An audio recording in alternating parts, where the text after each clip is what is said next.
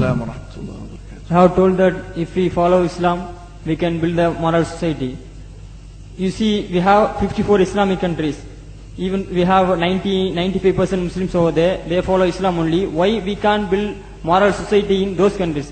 Like Pakistan, Afghanistan, they have a civil fight between the Shias and Sunni Muslims. Why we can't build moral society over there, even though they have follow Islam? We have 95 Muslims over there. That is, you have told that if we follow Islam... No, you mean to say that Afghanistan, Pakistan, these countries are following Islam, but there's still civil wars and fighting amongst Muslims like Shia and Sunni? Why you are asking? We can't build moral society over there, even though we have 90%, 95 Muslims over there? First of all, Pakistan is not following Islam. Are you joking? I'm saying not Pakistan, we have 90% Muslim. Muslim means follow Islam. But Muslim, what Muslim? What Muslim? I remember 15 years ago, it's not today and I heard it's worse, 15 years ago I remember going to a wedding in Pakistan. A wedding where men and women were mixing freely. Where the bride was dancing on the stage with all the male members of the family dancing on the stage. I'm sure somewhere around, we probably hidden in a corner then, but I hear now it's open, drinking alcohol. What Muslim are we talking about? This was 15 years ago. Now I hear it's even worse. Oh yes, they're Islam. When the bride and the groom are walking to the car, they're holding the Quran over their head for blessing. That Islam? That's not Islam. What Islam is that? That's exactly the thing I'm talking about. That's why the Muslims are in such a mess. Because of this nonsense, this hypocrisy, actually they are insulting the Quran by doing that. Amongst all of this haram, they think that the Quran, holding it over their head, is going to bless them because they're holding it. What is that? Where did they get this from? So, I don't know what we're talking about. In fact, this is the problem. You see, the Muslim world itself is so far from Islam. So many you find here in India. Well, I know it's not a Muslim country, but there are lots of Muslims here.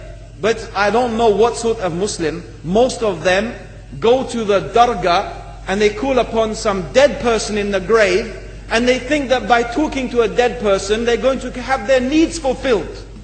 What's the difference between that and worshipping an idol? There's no difference, believe me. It's shirk. I've seen it myself with my own eyes. I'm praying in the masjid. The adhan goes. The people are praying in the masjid. And the people in the dargah are not coming to the mosque to pray. They're still going around the dargah and making all their whatever the things they do.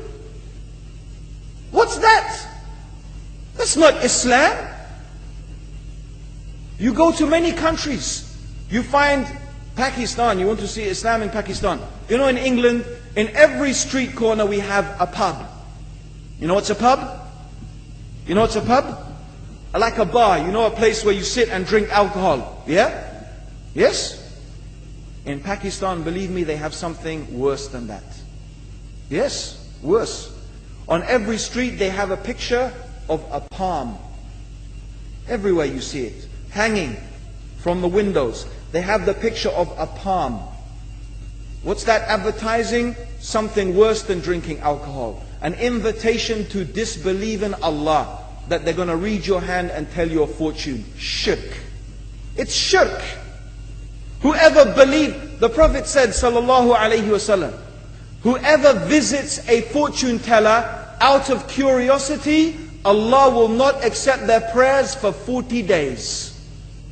Whoever believes in the fortune teller has disbelieved in Allah and His Messenger. That includes, by the way, horoscopes. Yet and you see in Pakistan, a picture everywhere of a hand. Worse than a pub. Worse than a pub. It is better to drink alcohol than make shirk with Allah. Yes. So this is the Muslim countries. You will not find one except they are not doing magic and shirk and kufr. Or except maybe one or two you will find. So this is the state of the Muslims. So no wonder we're in the confusion and the chaos. So these are not good examples. And this is really, in fact, the very reason that I'm saying why we are in such a big mess.